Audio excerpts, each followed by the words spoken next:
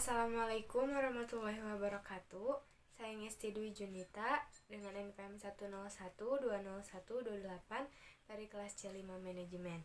Pada video kali ini saya akan menjelaskan mengenai hakikat kematian dan alam kubur. Hakikat kematian. Banyak orang memiliki anggapan keliru tentang kematian. Sebagian menganggap bahwa dengan datangnya kematian berarti orang itu sudah tidak ada lagi selamanya. Tak akan ada peristiwa kebangkitan kembali, pengumpulan di padang mahsyar, dan akibat yang harus diterima untuk amal baik maupun amal jahatnya. Menurut mereka ini, matinya seseorang itu sama saja dengan matinya binatang-binatang atau seperti tumbuhan-tumbuhan. Itulah anggapan kaum ateis, setiap orang yang tidak beriman kepada Allah serta hari kiamat. Ada pula yang beranggapan bahwa seseorang menjadi tidak ada oleh datangnya kematian dan ia tak akan menderita rasa sakit oleh azab dan tidak menikmati balasan pahala selama ia berada di alam kubur sampai ia dibangkitkan kembali di hari pengumpulan seluruh makhluk. Dan ada pula yang beranggapan bahwa ruh itu abadi dan tidak musnah bersama kematian. Bahkan yang akan menerima balasan pahala atau mengalami siksaan itu adalah ruh, bukan jasad, sebab jasad tak akan dibangkitkan kembali. Semua anggapan di atas adalah keliru, menyimpang dari kebenaran. Berdasarkan pertimbangan nalar yang sehat dan diperkuat dengan kesaksian ayat-ayat Al-Quran dan hadis-hadis, arti kematian ialah perubahan keadaan saja.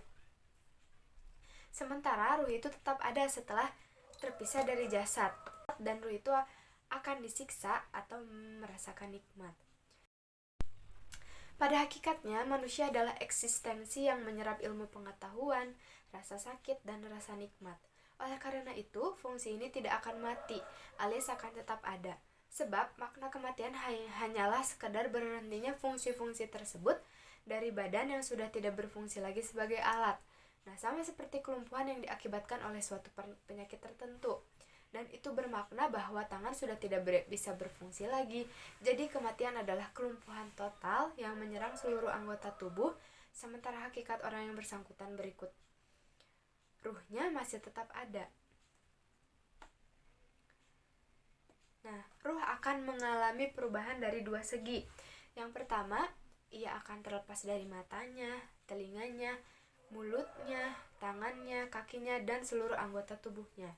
Kemudian ia akan terpisah dari istrinya, entah itu anak-anaknya, keluarganya, dan semua kenalannya. Dan ia juga akan terpisah dari kuda-kudanya, ternak-ternaknya, pembantu-pembantunya, rumah-rumahnya, tanah-tanahnya, atau ladang-ladangnya, dan semua itu yang menjadi miliknya. Sama saja apakah semua itu akan meninggalkan seseorang atau ia yang pergi meninggalkan semua itu, sebab perpisahan berarti penderitaan. Perpisahan bisa terjadi karena harta benda direnggut oleh orang lain, atau ia sendiri yang direnggut dari harta dan hak miliknya.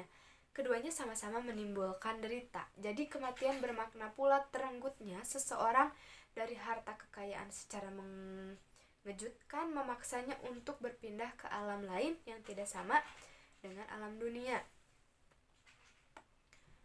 Kemudian yang kedua adalah dengan kematian, seseorang akan mengetahui dengan jelas apa yang tidak mungkin ia ketahui semasa hidupnya.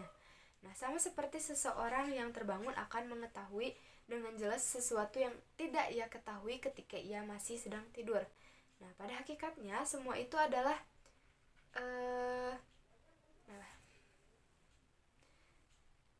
pada hakikatnya, semua manusia itu dalam keadaan tidur, dan ketika sudah mati, mereka pasti akan terbangun. Pertama yang akan terlihat jelas olehnya adalah amal-amal kebajikan yang akan berguna baginya dan sekaligus amal-amal jahat yang akan menimpa mudorot padanya. Semua itu sudah tertulis pada sebuah buku yang terlipat dan tersembunyi di dalam hatinya. Akan tetapi, kesibukan-kesibukan duniawi sering mengganggunya untuk bisa membaca dan memperhatikan soal tersebut. Dan jika kesibukan-kesibukan tersebut sudah terhenti sama sekali, maka seluruh amal perbuatannya akan terlihat jelas di depan mata. Akibatnya, setiap melihat amal kejahatan, ia merasakan penyesalan yang sangat mendalam yang membuatnya yakin akan masuk neraka.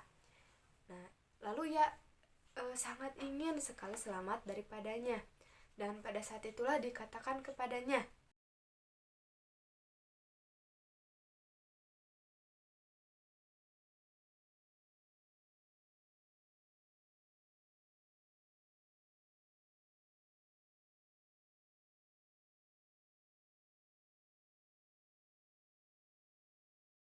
semua itu terlihat dengan jelas ketika nafas sudah berhenti dan sebelum jasad dikuburkan.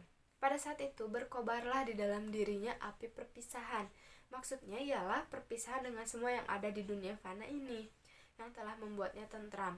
Hanya amal-amal yang telah dilakukannya saja yang akan menemaninya sebagai bekal menuju akhirat. Nah, orang mencari bekal untuk suatu tujuan, dan jika sudah sampai pada tujuannya, ia pasti merasa gembira, meskipun harus berpisah dengan sisa bekalnya, sebab yang ia inginkan bukan bekal itu sendiri. Itulah keadaan orang yang hanya mengambil dari dunia ini sekedar ingin dibutuhkannya saja. Ia ingin sekali melepaskannya, dan ia merasakan sudah tidak membutuhkannya lagi, karena apa yang ia inginkan sudah tercapai.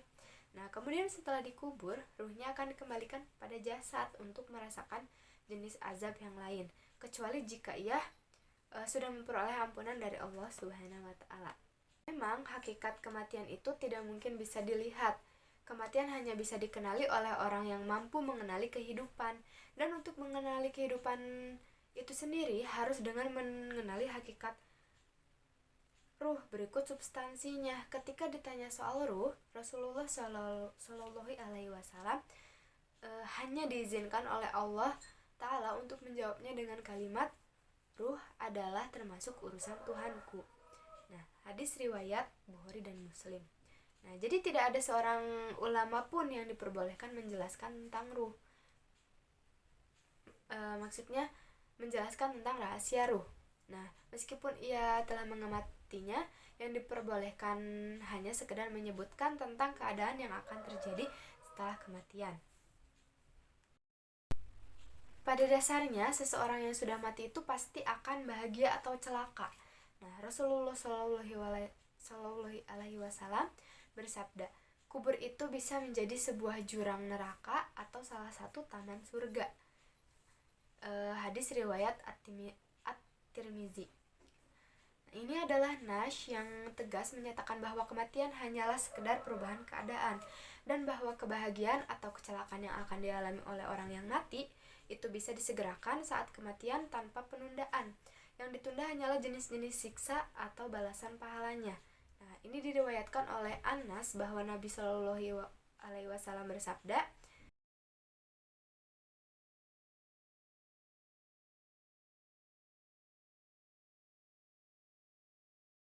kemudian setelah itu, siksaan dan kebahagiaan akan terlihat dengan jelas bagi orang-orang yang sudah dapat menyaksikan tempat kembalinya. Kemudian ada apa kata kubur kepada orang yang telah mati? Nah, orang-orang yang sudah mati itu kadang berbicara dengan bahasa lisan dan kadang bicara dengan bahasa sikap. Nah, bahasa sikap lebih jelas untuk dipahami oleh sesama orang yang sudah mati, seperti bahasa lisan yang lebih mudah dipahami oleh orang-orang ketika masih hidup. Nah, Rasulullah Shallallahu Alaihi Wasallam bersabda, ketika jenazah sudah diletakkan dalam kuburnya, maka berkata kepadanya, celaka kamu, wahai anak Adam, apa yang membuatmu berpaling dan memikirkan aku? Nah, apakah kamu belum tahu bahwa aku adalah rumah fitnah, rumah kegelapan, rumah kesendirian, dan rumah cacing? Apa yang membuatmu lalai dariku ketika kamu berjalan melewatiku dengan tanpa ketakutan? Nah, jika ia orang yang baik, maka akan ada yang mewakilinya menjawab pertanyaan dari kubur tersebut. Apakah kamu tidak lihat kalau ia suka menyuruh kepada kebaikan dan mencegah dari kemungkaran? Lalu kubur berkata, kalau begitu aku akan menjadi sebuah taman yang asri. Jasadnya akan bersinar cemerlang dan ruhnya akan naik kepada Allah Ta'ala. Hadis riwayat Ibnu Adi Dunya. Nah, menurut perawi hadis ini, yang dimaksud dengan berjalan melewatiku dengan tanpa ketakutan ialah lari terbirit-birit. Kemudian yang selanjutnya adalah siksa kubur dan pertanyaan malaikat mungkar nakir. Nah, Al-Bara bin Azib ikut bersama Rasulullah Shallallahu Alaihi Wasallam mengantarkan jenazah seorang lelaki dari kaum Ansor. Rasulullah lalu duduk di dekat kubur orang itu sambil menundukkan kepala. Kemudian beliau berkata, "Ya Allah, aku berlindung kepadamu dari azab kubur," sebanyak 3 kali. Nah, selanjutnya beliau bersabda, "Sesungguhnya ketika seorang mukmin hendak berangkat ke akhirat, Allah mengutus kepadanya malaikat-malaikat dengan wajah laksana matahari.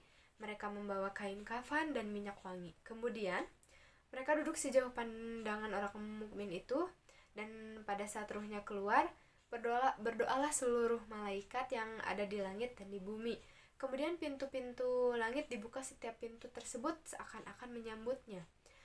Ketika orang mukmin itu dinaikkan bersama dengan ruhnya, maka dikatakan, 'Wahai Tuhan, inilah hamba-Mu si Fulan.' Akan tetapi Allah Ta'ala berfirman, 'Kembalikanlah ia dan perlihatkan kepadanya kemuliaan yang telah aku persiapkan untuknya, karena aku memang telah menjanjikannya.' Nah, dari bumi atau tanah, itulah kami menjadikan kamu, dan kepadanya kami akan mengembalikan kamu, daripadanya kami akan mengeluarkan kamu pada kali yang ini." Nah, dan sesungguhnya si mukmin itu mendengar derap sendal orang-orang yang beranjak meninggalkan kuburan atau setelah menguburnya, sampai ia ditanya oleh malaikat Munkar dan Nakir, "Hai, siapa Tuhanmu, apa agamamu, dan siapa nabimu?" Maka ia menjawab, "Tuhanku adalah Allah, agamaku Islam, dan nabiku Muhammad." Selanjutnya, kedua malaikat itu membentaknya dengan sangat keras, dan itulah cobaan terakhir yang harus dialami oleh si mayit. Setelah menjawab pertanyaan itu, ada malaikat yang menyeru, "Sesungguhnya kamu benar." Dan itulah makna firman Allah Ta'ala. Sekian yang dapat saya sampaikan. Mohon maaf apabila terdapat banyak kesalahan. Wassalamualaikum warahmatullahi wabarakatuh.